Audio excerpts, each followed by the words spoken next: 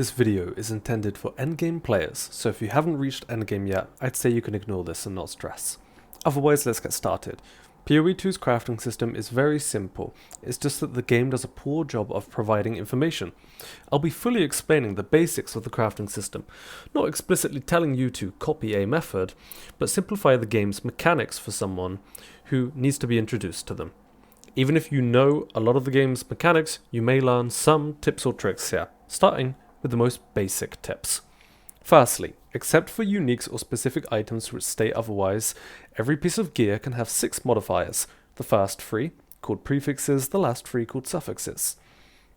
The prefixes on an item come from a prefix pool of modifiers, and vice versa. An item cannot have 2 identical modifiers, though it can have similar modifiers which sometimes merge together. You can identify your prefixes and suffixes on an item by holding Alt on PC, though the UI is quite washed and faded, making it hard to notice on your own. You can also pin displays by clicking the pin icon at the top, and then you can release Alt and continue being able to see them. On the right, you can also see these T1, T2 numbers, which represent the tier of a modifier. A lower T number means a better modifier. Additionally, you can see extra information shown in these parentheses on the item. These numbers indicate the possible roles not for that modifier in general, but for the specific tier of your modifier. So if you have a T1, they'll show the possible roles for a T1 modifier, not for the item in general. Lastly, if you hover your mouse over this tier, it displays any relevant tags for the modifier, which comes in handy later on.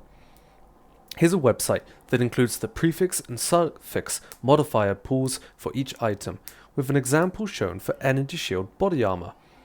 Note, the level requirement of a piece of gear means nothing, unlike what Elon would have you believe. The item level, however, does have a meaning. It affects the tiers you're able to roll on an item. For example, T1 modifiers are usually restricted to item level 81 pieces of gear. On this website, if you click onto a modifier and then hover over a tier's information icon, it'll tell you what level you need. Generally, I craft on item level 82 gear. Now you know what prefixes and suffixes are, how to check the possible ones, how to check tiers, and so on and so on. You've got the basics down. Before we move on, here are some useful terms to know. You can pause the video if you need them. Now if you've made it to endgame, I assume you know how basic currencies work. Some more niche ones include Chaos Orbs, which remove a random modifier and replace them with another one. Orbs of Annulment remove a random modifier, and a Fracturing Orb will lock a random modifier, preventing it from being removed. Abyss added a new system named Desecrating, which lets you add a modifier to an item, then reveal it, choosing from a choice of 3. This can be particularly helpful in several ways for crafting.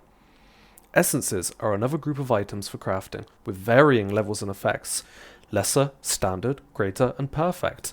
The first 3 are identical in function. They upgrade a magic item to a rare item with a predefined modifier, greater essences being the best, while perfect essences remove a random modifier from a rare item and then add a predefined modifier, which is usually quite powerful.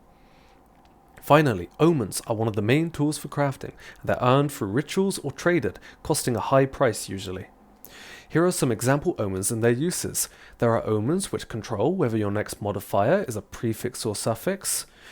Other useful omens include an omen of homogenizing exaltation, which guarantees that our next exalt will only produce a modifier that shares a tag with one of our current modifiers. An omen of whittling will remove our lowest level modifier and replace it with a random one, but these are normally very pricey because they help you gradually whittle away at the item. Of course, there are many other useful omens too, such as omens which control your Orb of Annulment, helping you manually remove bad modifiers and take a controlled next step. These are just some examples. That's pretty much it for understanding the systems of crafting. You have currency, you have omens to help manipulate the result of that currency, you have essences for guaranteed modifiers, and Abyss for choosing options and also obtaining unusual modifiers which would otherwise be unobtainable. Through combination of these mechanics, you can produce results and have a semi-deterministic crafting method. Now onto some general tricks applying our knowledge. Firstly, if we want a particular prefix that we really care about, we can use an omen of sinistral necromancy with our desecration so that we can guaranteed choose a prefix on our desecration. If we want to spend more, we can also use an omen of abyssal echoes, which lets us reroll our options when choosing. I like to do this when I'm crafting armor and I want a really high energy shield roll. Likewise, unrevealed desecrations and fractured modifiers can both function as blockers, giving us another element of control. For example, a fracturing orb can only be used on a rare item with 4 modifiers, but if I have an item with 3 modifiers, I can desecrate it, which creates a 4th modifier. However, before revealing that 4th modifier, I use my fracturing orb. Now a fracture can't hit an unrevealed desecration, so it turns my fracturing orb from a 1 in 4 chance of hitting my target to a 1 in 3 chance of hitting my target modifier. Another situation, let's say I have an item with 4 modifiers, 2 prefixes and 2 suffixes. I want to use a perfect essence, which will remove a random modifier. If both my prefixes are great and suffix A is really good, but suffix B is terrible, I can use an omen of dextral crystallization to guarantee my perfect essence only hits my suffixes, giving me a 50% chance of hitting the bad modifier compared to the previous 25% chance. And guess what? If suffix A is fractured, then I have a 100% chance of hitting the bad modifier in my suffixes. One last tip, and my personal favourite, is the new omen of homogenizing exaltation. Remember those modifier tags we mentioned at the start of the video?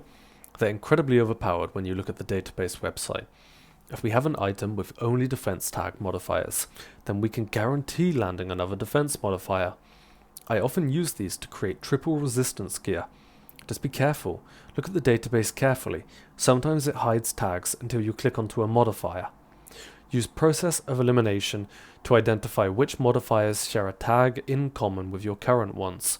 Then you can work out the possible homogenization results. You can also use the weights to estimate a rough probability of landing them. That's it for any of my tips, because frankly I'm very new to crafting myself, so I expect others in the comments to have better tricks than me. The main purpose of this video was to provide you with info on the crafting system as a whole, in addition to a few brief tricks applying said knowledge. I do also have some guides to crafting methods, which I'll link below in the description. If anyone notices that I said something wrong or forgot to mention something important, please comment below and point it out. I'll pin it immediately. Thanks for watching and I hope this helped.